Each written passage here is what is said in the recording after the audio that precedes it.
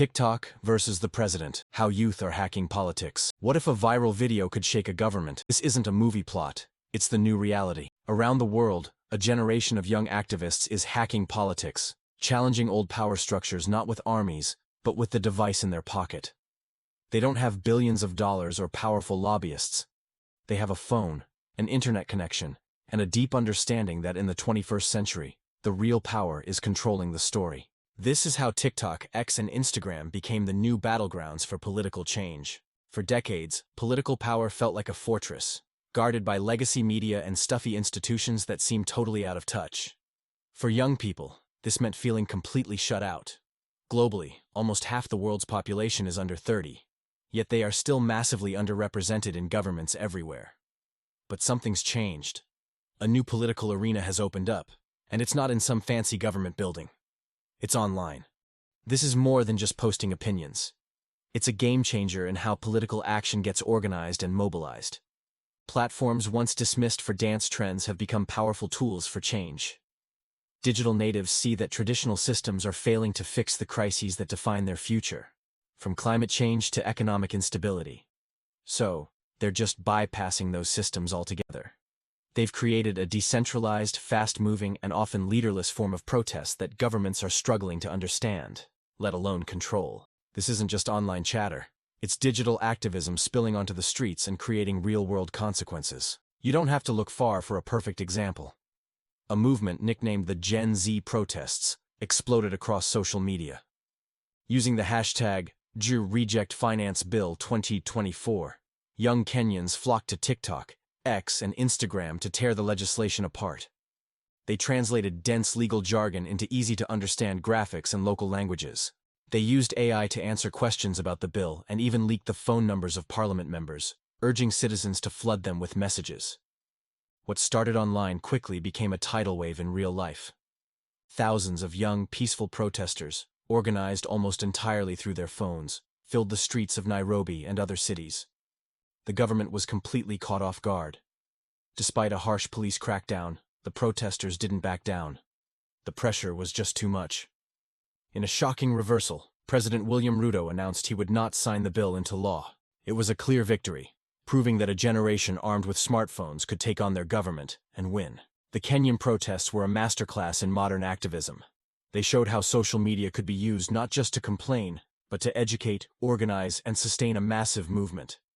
Because the protests were decentralized, they were incredibly resilient. There was no single leader to arrest or headquarters to shut down. The movement was a fluid, adaptable network that used real-time updates to guide protesters and fight official misinformation. And this points to a bigger trend happening worldwide. Digital connections can turn local frustrations into nationwide movements. Anger over corruption or the rising cost of living can be amplified by viral hashtags and memes, creating a shared culture of resistance. It's a form of asymmetric political warfare. The state has formal power, but the youth have speed, connectivity, and cultural relevance. They know how to build solidarity among strangers online and unite them around a common cause. This power, to turn individual frustration into collective action, is their new secret weapon. This isn't just happening in one country. In 2020, a similar youth-led uprising shook Thailand, sparked by years of frustration with a military-backed government. The movement was ignited when a court dissolved a popular opposition party, leading young people to organize pro-democracy rallies. What followed was an explosion of digital creativity. Using platforms like Twitter and Facebook, young Thais organized under hashtags like #FreeYouth. They adopted the three-finger salute from the Hunger Games as a symbol of defiance, a visual that was perfect for social media. Their demands were clear: dissolve parliament, rewrite the constitution, and end the intimidation of activists. The movement even broke a long-standing taboo by openly calling for reforms to the monarchy.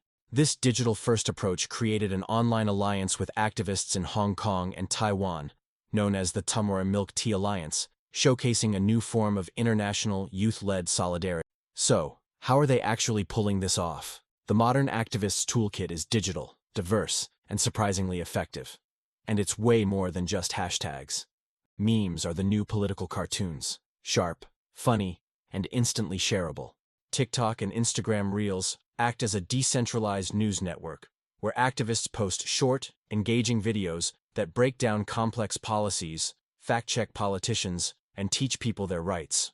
Live streaming from protests is now a key tool to bypass media censorship and show the world what's happening in real time. This digital fluency turns every user into a potential organizer or watchdog. In Indonesia, when protesters took to the streets, supporters in other countries used food delivery apps to send them aid. A brilliant example of cross-border solidarity organized entirely online. The barrier to entry for political action has been smashed.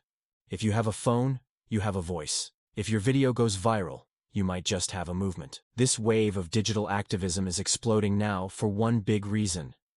Gen Z's relationship with power is completely different from previous generations. They grew up online and are deeply disillusioned with the slow, bureaucratic pace of traditional institutions. They see a massive disconnect between the influence they have in their digital worlds and the powerlessness they feel offline. The result?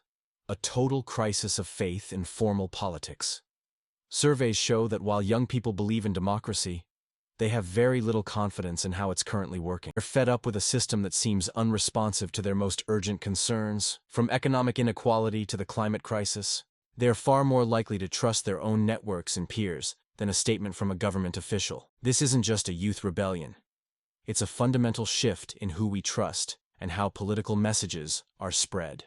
While these digital movements are great at challenging authority, they now face a much bigger challenge, turning protest into lasting power.